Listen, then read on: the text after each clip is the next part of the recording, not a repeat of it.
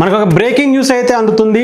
Mithun Reddy MP, YSRCP MP Mithun Reddy Jaganmohan Reddy గారికి సోదరుడుగా అయినటువంటి మిథున్ రెడ్డి అరెస్టుకు రంగం సిద్ధమైనట్టుగా తెలుస్తుంది. ఏపీ లిక్కర్ స్కామ్కి సంబంధించినటువంటి కేసులో ఆయన ఇప్పటికే హైకోర్టుని ఆశ్రయించి ఆయన ముందస్తు బెయిల్ పిటిషన్ కూడా కోరడం జరిగింది. కానీ హైకోర్టు దాన్ని తిరస్కరించి ఆయనకి చుక్కెదురైనటువంటి పరిస్థితి అయితే కనిపిస్తుంది.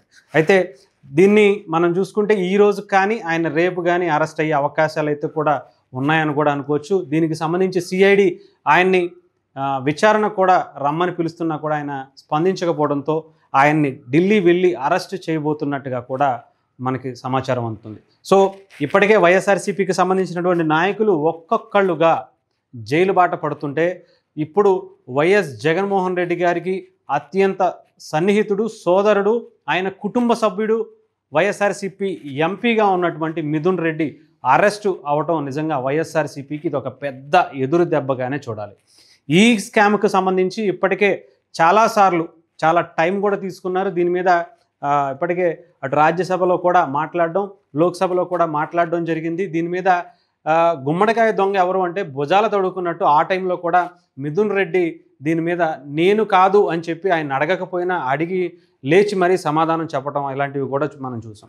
అయితే ఈ లిక్కర్ స్కామ్ అంటే ఏపీకి సంబంధించినటువంటి లిక్కర్ స్కాము నిజంగానే దేశంలోనే అతిపెద్ద స్కామ్ అవ్వబోతుంది అని చెప్పి గతంలో కూడా చాలాసార్లు మనం అనుకున్నటువంటి పరిస్థితి. దీన్నే ఇప్పుడు ఏపీ గవర్నమెంట్ చాలా సీరియస్గా తీసుకున్నట్టుగా కనిపిస్తుంది.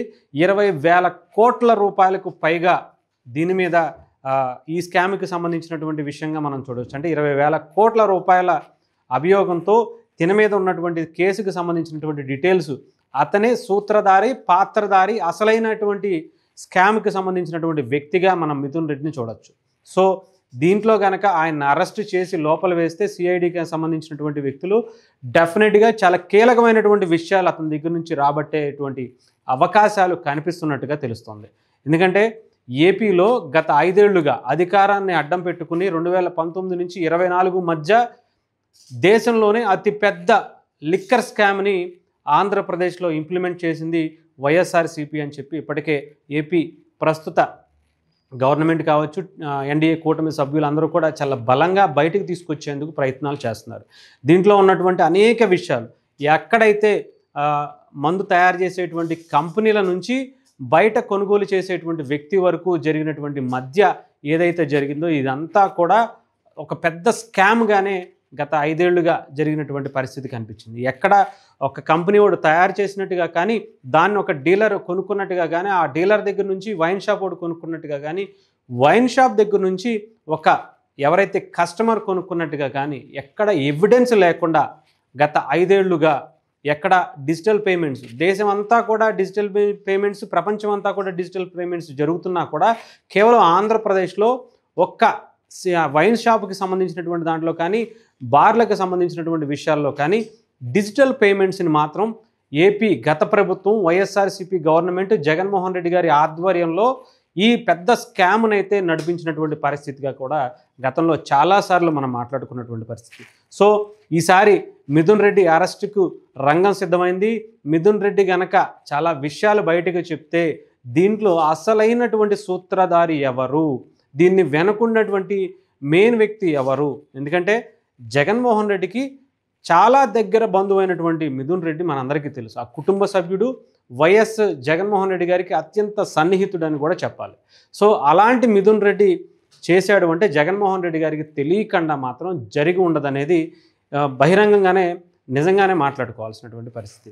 సో డెఫినెట్గా ఈసారి ఈయన అరెస్ట్ అయితే కనుక చాలా విషయాలు, ఇంకా చాలామంది కొంతమంది నాయకులు, జగన్ గారి కుటుంబ సభ్యులు కూడా దీంట్లో ఉన్నారని కూడా పేర్లు తెలుస్తూ ఉంది. వాళ్ళ పేర్లన్నీ కూడా బయటకు వచ్చేటువంటి పరిస్థితి.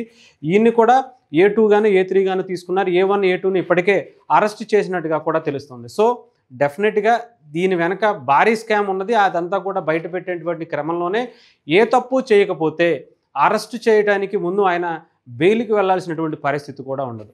అంటే నన్ను అరెస్ట్ చేయొద్దు, ఈ స్కామ్కు సంబంధించి నేను మీకు ఏ విధంగా అయినా సరే సహాయపడతాను, విచారణకు హాజరవుతానని చెప్పకుండా నాకు దీనికి ఎటువంటి సంబంధం లేదు, నన్ను అరెస్ట్ చేయొద్దు అని చెప్పి కోర్టుకు వెళ్ళటం ఏంటి? దీంట్లో ఆయన పాత్ర లేకపోతే ఆయన ఎందుకని భయపడుతూ ఉంటారు? గుమ్మడికాయ దొంగ ఎవరు అంటే భుజాల తడుముకుంటున్నటువంటి పరిస్థితి ఎందుకు వైఎస్ఆర్సీపీకి సంబంధించినటువంటి ఎంపీకి వైఎస్ జగన్మోహన్ రెడ్డి గారి కుటుంబ సభ్యుడికి ఎందుకు వస్తుంది అనేది చాలామంది ఆలోచించాల్సినటువంటి విషయం. మన మిథున్ రెడ్డి గారికి ఎందుకు వచ్చింది అనేది కూడా ఆలోచించాలి. సో మిథున్ రెడ్డి గారికి సంబంధించినటువంటి ఈ కేసు ఆయన మెడకి ఉచ్చు బిగుసుకుంటుంది అనటంలో ఎటువంటి సందేహం లేదు. ఈ రోజు కానీ రేపు కానీ ఆయన అరెస్ట్ అవ్వటం మాత్రం పక్కా అనే సందేశాలు అయితే చాలా బలంగా వినిపిస్తున్నాయి. ఈ పాటికి ఆయన సుప్రీంకోర్టుకి కూడా వెళ్తున్నారు అని కూడా తెలుస్తుంది. అక్కడ నుంచి బెయిల్ పిటిషన్కి అప్లై చేసుకోబోతున్నారని కూడా తెలుస్తుంది. మరి అక్కడ ఉన్నటువంటి న్యాయస్థానం ఏం చెబుతుంది, ఈయన చేసినటువంటి స్కామ్కి సంబంధించినటువంటి మరి దాన్ని గవర్నమెంట్ కూడా దానికి ప్రతివాదనలో ఇవ్వాల్సి ఉంటుంది. ఆయన ఏ సమాధానం చెప్తారు, ఇటు నుంచి గవర్నమెంట్ నుంచి ఎలాంటి అపోజిషన్ అయితే చేస్తారనేది కూడా చూడవలసినటువంటి పరిస్థితి అయితే ఉంది.